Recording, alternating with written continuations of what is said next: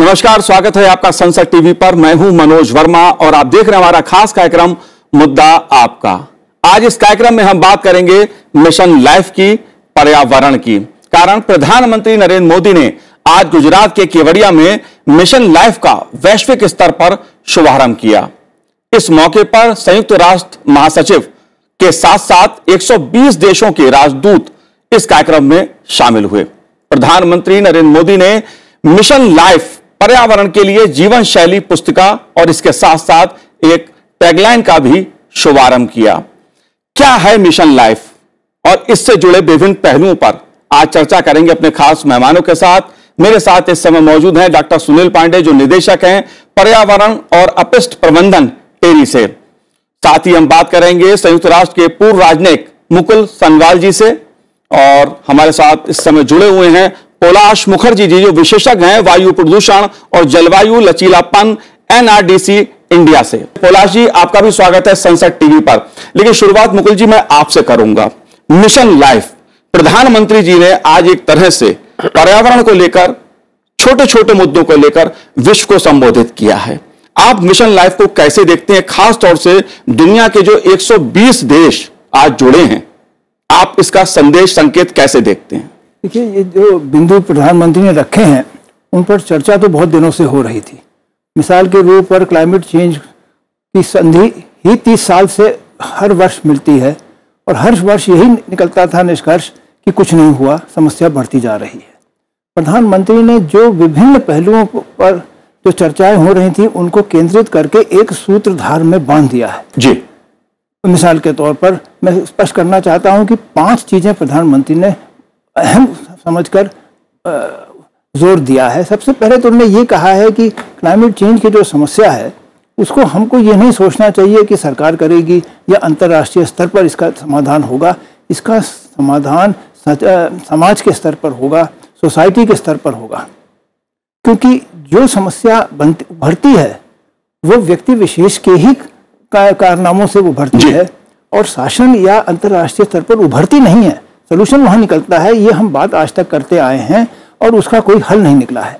अब उन्होंने ये कहा है कि प्रत्येक व्यक्ति को इस बात पर संकेत देना चाहिए, सोचना चाहिए कि उनकी वजह से क्या इसमें परिवर्तन आ सकता है और क्या छोटी छोटी चीज़ों को लेकर वो परिवर्तित कर सकते हैं, जिसका सम्मिलित रूप से जब जोड़ा जाए तो कुछ सीधा असर होगा। उन्होंने एक बहुत अच्छा मिसाल दिया कि 17 डिग्री AC को मत रखिए, थोड़ा बढ़ाइए। देखिए, इसमें 2 पहलू हैं।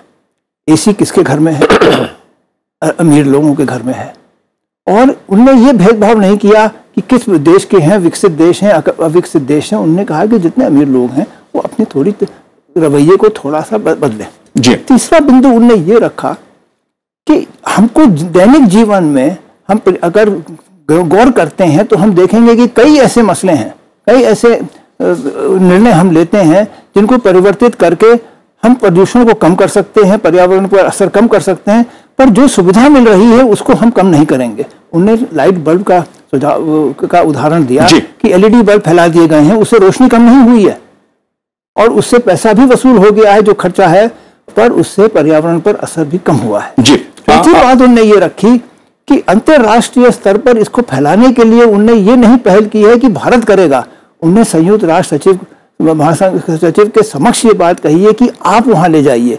120 देशों को आमंत्रित करके उन्होंने उनको संबोधित ही किया है एक रूप से, और उनको जवाब भी मिला है फ्रांस और जगह से कि इसमें किया जा सकता है। बिल्कुल मुकुल जी, इसीलिए मैंने कहा कि आज प्रधानमंत्री नरेंद्र मोदी जी ने एक तरह से गुजरात से पूरे विश्व से बात की है, विश्व से संवाद किया है।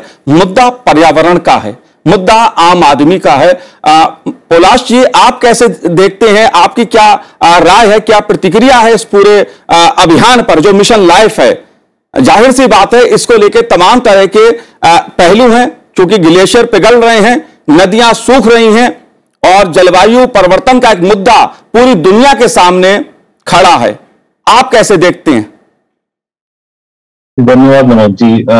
मेरा मानना है कि ये जो लाइफस्टाइल की जो बात करी थी प्रधानमंत्री मोदी ने पिछले साल UN कॉप समिट पर, उसको एक्सटेंड करके ये जो चैलेंज लॉन्च किया है आज, और ये जो लिस्टिंग करी है 75 ऐसे एक्शंस की जो इंडिविजुअल लेवल पे इम्प्लीमेंटेबल है जी। तो ये एक मिसाल क्रिएट करता है कि किस तरीके से जैसे मुकुल जी ने बात करी, हम इंडिविजुअल लेवल पे किस तरीके से हमारे लाइफस्टाइल में परिवर्तन ला सकते हैं जो इम्पैक्ट करता है हमारे सराउंडिंग्स को, बट उसका किस तरीके से नेशनल गोल्स और इंटरनेशनल गोल्स को मीट करने में उसका कंट्रीब्यूशन क्या रहेगा। ये जो कनेक्शन किया गया है ये मेरे ख्याल से बहुत महत्वपूर्ण है, क्योंकि हम जलवायु परिवर्तन की बात तो करते हैं, हम इसके इम्पैक्ट्स आज की तारीख में हम देख रहे हैं। इस साल जो बेहद गर्मी का मौसम रहा अप्रैल मई जून के महीनों में, ये सारे इम्पैक्ट्स हैं जो भारत जैसे देशों में आज की तारीख में नजर आ रहे हैं ऑलरेडी। तो इसके सॉल्यूशन को लेकर भारत ने किस तरीके से लीड लिया है, ये भी एक उदाहरण दिया है ये मिशन लाइफ के तहत। तो मेरा मानना यह है कि ये इंडिविजुअल फोकस को काफी ज्यादा हाईलाइट किया गया है ये मिशन के थ्रू जी। साथ ही साथ में ये ऑल्सो जैसे नितिन जी ने बात करी, ये सिग्निफाई करता है क्लाइमेट इक्विटी के तरफ एक फोकस, कि किस तरीके से न केवल इंटरनेशनली मगर हमारे देश के अंदर भी समान स्तर पे एमिशंस नहीं होते हैं सोसाइटी के अंदर। जिनकी आमदनी ज्यादा है, जिनका लाइफस्टाइल उस तरीके से होता है, जो एमिशन ज्यादा उत्पन्न करता है, उनकी जिम्मेदारी ज्यादा बनती है कि वो आगे चल करके एक्शन ले और क्लाइमेट चेंज को रिड्यूस करने की तरफ अपने जो कदम जो है वो उठाए, क्योंकि इसके इम्पैक्ट्स जो है हम देख रहे हैं आज के तारीख में, इसके हेल्थ इम्पैक्ट्स जो है वो वल्नरेबल ग्रुप्स पे सबसे पहले पड़ते हैं जी। जी बिल्कुल पोलाश जी, अगर भारत की बात की जाए, भारत सरकार की नीतियों की बात की जाए, तो बात चाहे ग्रीन एनर्जी की बात हो या सौर ऊर्जा की बात हो या फिर बात स्वच्छ भारत अभियान की हो, इस तरह के तमाम अभियान भारत में शुरू किए हैं, उन पर काम भी हो रहा है। लेकिन बात मैं आपसे अंतर्राष्ट्रीय स्तर पर समझना चाहूंगा, क्योंकि प्रधानमंत्री जी ने पर्यावरण को लेकर पूरे विश्व पर एक वैश्विक जन आंदोलन की बात कही है। और जब हम वैश्विक जन आंदोलन की बात करते हैं, जाहिर सी बात है, जैसा मुकुल जी ने कहा कि इसमें हर व्यक्ति से लेकर और जो देश चाहे कितना भी ताकतवर देश हो वो भी इसमें शामिल हो। एक वैश्विक जन आंदोलन की बात, इसको आप कैसे देखते हैं? मेरे ख्याल से ये लाना बहुत जरूरी है। ये बहुत महत्वपूर्ण स्टेप है जो लिया गया है। इसका इम्पैक्ट तो आगे चलकर ही पता लगेगा, मगर ये जो आपने बताया कि ये जो जन आंदोलन है, इसको लाने की जरूरत क्यों है? क्योंकि हम क्लाइमेट चेंज के मुद्दों पे आज की तारीख से बात नहीं कर रहे हैं, इस पे हम 30 साल से बात कर रहे हैं, और जो इम्पैक्ट हमें आज तक नजर आ जाना चाहिए वो वेरी क्लियरली नजर नहीं आ रहा है। हमारे टारगेट जो है, जो हम 1.5 डिग्री सेल्सियस कंप्लायंट वर्ल्ड की बात करते थे, हम उसके करीब भी नहीं है। 2030 तक के जो टारगेट्स थे, मैं अंतरराष्ट्रीय स्तर की बात कर रहा हूँ, इंटरनेशनल टुगेदर सारे देशों को मिला के। तो जब तक ये बातें जनता तक नहीं पहुंचेगी, जब तक ये बातें मास मूवमेंट तक नहीं पहुंचेगी, इनका इम्पैक्ट उतने स्ट्रांगली होना बड़ा मुश्किल है। तो इस तरीके से देखा जाए तो ये जन आंदोलन बहुत टाइमली है और इसे पॉपुलराइज करना बहुत ज्यादा जरूरी है। जो ये लाइफस्टाइल न केवल इंडिविजुअल्स को इन्वॉल्व करता है, मगर ये बात गवर्नमेंट और हाई लेवल से नीचे ला करके ये सामान्य स्तर पर भी ये इन मुद्दों को लाकर रखता है। तो ये मेरे ख्याल से बड़ा महत्वपूर्ण है। जी बिल्कुल पोलाश जी, आपने संसद टीवी से बात की, आपका बहुत बहुत धन्यवाद हमसे बात करने के लिए। लेकिन डॉक्टर सुनील पांडे जी, अगर मैं आपसे समझना चाहूं इस बात को, मिशन लाइफ क्या है? जाहिर सी बात है कि पर्यावरण को जब हम लाइफ से जोड़कर देखते हैं, जीवन शैली से जोड़कर देखते हैं, तो उसके अलग अलग पहलू उभर के सामने आते हैं। लेकिन अंतर्राष्ट्रीय स्तर पर चाहे ग्रीन हाउस गैस उत्सर्जन की बात हो, इसमें 80% जो भूमिका है वो G20 देशों की उभर के सामने आती है। आप कैसे देखते हैं, या आपकी क्या राय है, क्या प्रतिक्रिया है इस पूरे मुद्दे पर? G20, आपने सही कहा कि G20 देश हैं जो जितने भी डेवलप्ड कंट्रीज हैं, उनका जो है उत्सर्जन सबसे ज्यादा है। और लेकिन इसमें यह है कि अभी जब जहां तक जिम्मेदारी की बात आती है, वो अब हर देश को जो है आगे बढ़ना होगा, आगे बढ़ के जो है, क्योंकि जो गलती हो गई अब उसमें तो कुछ कर नहीं सकते, वापस जा नहीं सकते। तो अब हम अंतर्राष्ट्रीय स्तर पे कैसे जो है अपना जीवन स्तर सुधारें, कैसे अपना जीवन स्तर इस रूप में लाएं कि जो है हमारा जो कंजम्पशन, जो हम मटेरियल कंज्यूम करते हैं, वो एक सस्टेनेबल हो सके। क्योंकि अभी आप अगर अपना प्लेनेट रिपोर्ट देखिए कि हम जो है कब साल में अगर हमारी जो संसाधन साल भर के लिए है, कब हम कंज्यूम कर लेते हैं, तो अभी करंट सिचुएशन ये कि हम जून जुलाई तक जो है सारे संसाधन अपने जो हमारे साल भर चलने चाहिए वो हम कंज्यूम कर लेते हैं। तो मतलब बाकी का 6 महीने जो है उधार में चल रहे हैं, जो अपने फ्यूचर के संसाधनों पे प्रेशर डाल रहे हैं। तो इसलिए जो है, इसलिए भी जो है जलवायु लाइफ जो है, हमारा जो है जीवन स्तर जो है एनवायरनमेंट के पर्यावरण के हिसाब से हो, ये और भी जरूरी है। और क्योंकि मैं वेस्ट मैनेजमेंट पे काम करता हूं और स्वच्छ भारत मिशन को क्लोजली फॉलो करता हूं, तो एक मुद्दा जो प्राइम मिनिस्टर साहब ने कुछ और पहले उठाया था, जो कि अंतर्राष्ट्रीय स्तर पे भी इंपॉर्टेंट है, कि जो फूड वेस्ट है, जो खाने पीने का सामान हम वेस्ट करते हैं ग्लोबल लेवल पे, ऑलमोस्ट 50-60% जो हम फूड ग्रो करते हैं, प्रोसेस करते हैं, उसके बाद जो है खाने के लिए आता है, उसमें 50-60% ग्लोबली वेस्ट हो जाता है। वो बड़ी चिंता का विषय है, क्योंकि जो सारा वेस्ट होता है वो अल्टीमेटली जो है हमारे डंपिंग साइट्स पे, डिस्पोजल साइट्स पे जाता है, मीथेन उत्सर्जन जिससे होता है, जो कि ग्रीन हाउस गैस है।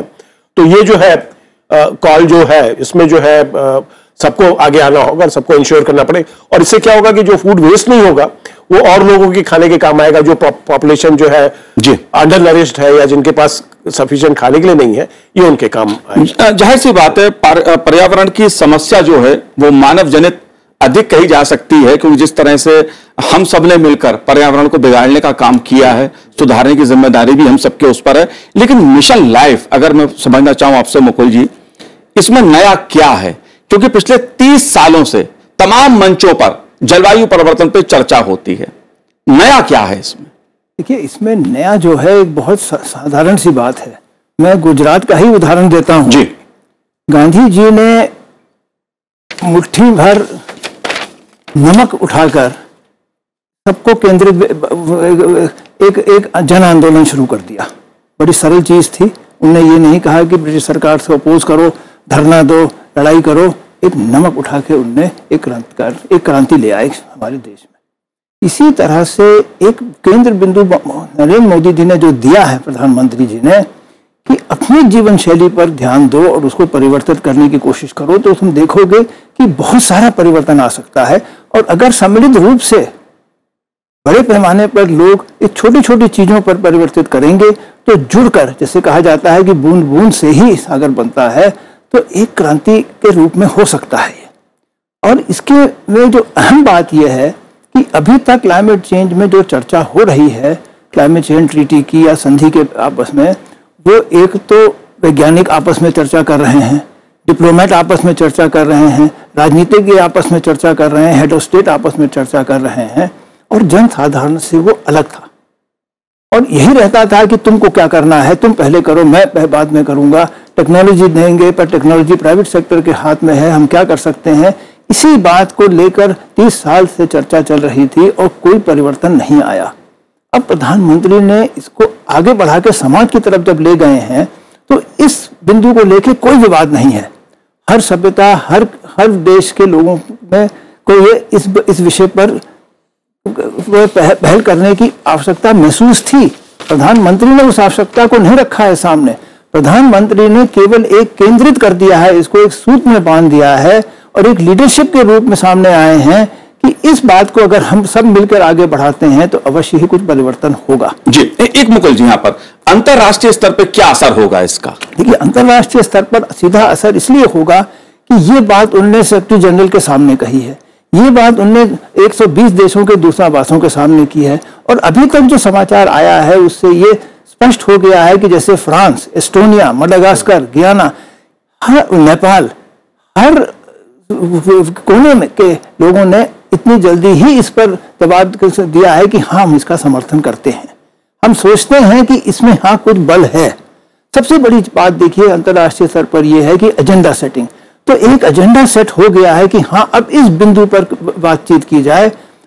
विभिन्न देशों के अलग अलग विचार होंगे इसके ऊपर, पर कम से कम बातचीत तो जारी होगी। अभी तक तो सिचुएशन ये थी कि बातचीत नहीं हो पा रही थी, क्योंकि एक ग्रुप देशों का कहता था कि तुमको करना है, दूसरा कहता था तुमको करना है। अब कम से कम इस बात पर तो सहमति हो रही है कि हाँ, ये एक अहम मसला है, ये दुनिया को लेकर है।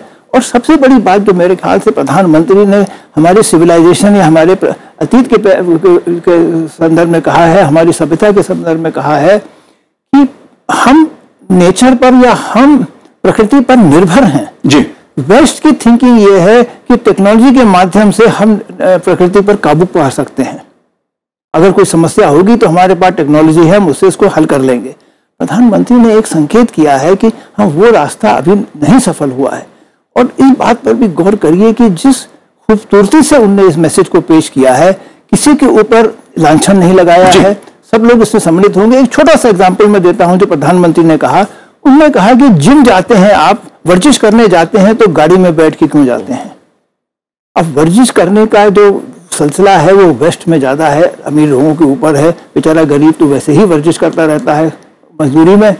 तो उन्होंने ये नहीं कहा कि विकसित देश इस बात पर पहल करें, उन्होंने ये नहीं कहा कि कुछ रोक लगनी चाहिए, उन्होंने एक संकेत दिया कि इस बात पर चिंतन करने की जरूरत है। ये बहुत महत्वपूर्ण एक तरह से संदेश है भारत का, भारत के प्रधानमंत्री का, कि किस तरह से लाइफ स्टाइल के जरिए पर्यावरण का संतुलन किया जा सकता है। जो पर्यावरण बिगड़ रहा है उसको कैसे सुधारा जा सकता है। छोटी छोटी बातें जिसकी तरफ जिक्र मुकुल जी ने भी किया और आज प्रधानमंत्री जी ने अपने संबोधन में कई बातें ऐसी कही हैं। प्लास्टिक बैग की उन्होंने यूज की बात जिस तरह से कही, साथ ही जिस तरह से और तमाम ऐसी छोटी छोटी बातें कि कैसे आप अपने आप को केंद्र में रखकर जलवायु परिवर्तन के सुधार में भूमिका निभा सकते हैं। तो व्यक्ति से लेकर अंतरराष्ट्रीय स्तर पर देशों को जोड़ना, ये एक संकेत निकलता है, संदेश निकलता है। बिल्कुल जी, आप कैसे देखते हैं इस नीति को? बिल्कुल। अब जैसे अब प्लास्टिक बैग की बात हुई या सिंगल यूज प्लास्टिक जिसको हम बोल रहे हैं, और इंडिया में जैसा अभी हुआ कि 1 जुलाई से बैन कर दिया है। अब इसकी सफलता जो है हमारे व्यक्तिगत, हमारा जो चॉइस है उस पर डिपेंड करता है। अगर हम इसको इस्तेमाल नहीं करेंगे तो नेचुरली आगे जाके इसकी मैन्युफैक्चरिंग बंद हो जाएगी धीरे धीरे। अगर हम इस्तेमाल करते रहेंगे तो फिर कहीं ना कहीं से ये मार्केट में आता रहेगा, कहीं ना कहीं से ये वो होता रहेगा। तो हमको बताया कि आप व्यक्तिगत लेवल पे कपड़े का थैला यूज करो जो पर्यावरण अनुकूल भी है, और जो है हमारा जो मेजर समुद्री कचरा प्रॉब्लम है उसको अगर हम व्यक्तिगत रूप में सिंगल यूज प्लास्टिक्स का इस्तेमाल करना बंद कर देंगे तो आगे जाके जो है हम हल कर सकते हैं ये मामला। जी। तो व्यक्तिगत रूप से दिखाया है कि कैसे आप जो है जो काम मिशन मोड में जैसे स्वच्छ भारत मिशन में हुआ, अगर आप डिसाइड कर लें कि हमको नहीं करना है यूज, तो आप जो है वो मुद्दा बड़े लेवल पे भी हल कर सकते हैं। जी, जाहिर सी बात है मिशन लाइफ P3 की अवधारणा, मुकुल जी, इससे क्या तात्पर्य है? देखिए, ऐसा है कि ये मैंने जैसे पहले भी कहा था कि इन मुद्दों पर चर्चा तो बहुत दिनों से हो रही है, पर वो चर्चा एक स्तर पर थी कि साइंस के लोग साइंस की बात करते थे, राजनीतिक बात करते थे, जन साधारण के बीच में इसकी चर्चा नहीं होती थी। जी। इसको जन साधारण तक पहुंचाना एक बहुत बड़ी चीज है, और जिस तरह से उन्होंने पहुंचाया है उसमें कोई ये नहीं कह सकता है कि इसमें राजनीति सम्मिलित है। कोई विदेश का देश नहीं कह सकता है कि भारत अपने स्वार्थ के लिए इस बात को कह रहा है, या भारत कुछ करना नहीं चाहता इसलिए हम इस बात को कह रहा है। हाँ, चैलेंज ये होगा हमारे सामने कि भारत भी इसको करके दिखाए, और मुझे लगता है कि ये संभव इसलिए होगा क्योंकि सोलर अलायंस को देखिए, ये भारत की पहल थी। आज 120 देश वहाँ भी जुड़े हुए हैं, और किसी ने इस बात पर पहले गौर नहीं किया कि इतनी सौर ऊर्जा आती है। हमारी प्राकृतिक संस्कृति में अनाज सूरज के में ही सुखाया जाता था, रखा जाता था, पर क्योंकि तेल और गैस इतना सस्ता था कि वेस्ट के विकसित देशों ने इस तरफ ध्यान ही नहीं दिया, उनके पास सौर ऊर्जा नहीं थी। प्रधानमंत्री ने इस बात को ऊपर उठाया कि इतने सारे देश जो गरीब देशों की तुलना में श्रेणी में आते हैं, उनमें सौर ऊर्जा बहुत मात्रा में अवेलेबल है, उसको हम क्यों ना उपयोग करें। इसी तरह से एक और उदाहरण लीजिए कि गेहूं और चावल की फसल के लिए बहुत सारी टेक्नोलॉजी आई, ग्रीन रेवोल्यूशन आया, पर उसमें पानी की जरूरत थी, फर्टिलाइजर की जरूरत थी। अब जब प्रधानमंत्री कह रहे हैं कि जो ये बाजरा, जो इस तरह के जो दाने हैं जिन पे पूरी अफ्रीका या भारतवर्ष भी यही खाता था, इसमें हेल्थ के लिए अच्छा है, इसमें शक्ति ज्यादा है और इसमें उतने पानी की जरूरत नहीं है, तो और इस पर कोई विकास नहीं हुआ। बिल्कुल। तो अब जब इस पहलू पर प्रधानमंत्री ध्यान दिला रहे हैं सबका, तो इस तरह से जब क्वेश्चन होगा, लोग सोचना शुरू करेंगे कि जो चीज हम सोच रहे थे कि ये अनिवार्य है, वो हो सकता है कि अनिवार्य नहीं है। जी, अगर देखा जाए तो प्रधानमंत्री जी ने नीतियों के साथ साथ जनता के साथ, लोगों के साथ पर्यावरण को कैसे जोड़ा जाए अंतर्राष्ट्रीय स्तर पे, इस पर पूरा फोकस है। आप कैसे देखते हैं डॉक्टर सुनील पांडे जी? तमाम तरह की चर्चाएं होती हैं, बड़े बड़े मंचों पर वैश्विक स्तर पर खूब चर्चा होती है, जलवायु परिवर्तन की चर्चा होती है, अपने देश में भी होती है, लेकिन प्रधानमंत्री जी का यह संदेश, यह संकेत कि नीतियां ठीक है, नीतियां अपनी जगह हैं, लेकिन व्यक्ति के साथ पर्यावरण जुड़े और व्यक्ति अपने आप को पर्यावरण के साथ जोड़े, इस पहलू को आप कैसे देखते हैं? यानी जन भागीदारी की बात वो यहां पर कर रहे हैं। ये बहुत इंपॉर्टेंट पहलू है, क्योंकि इसमें पहली बार जो है ऐसा हुआ है कि एक आम आदमी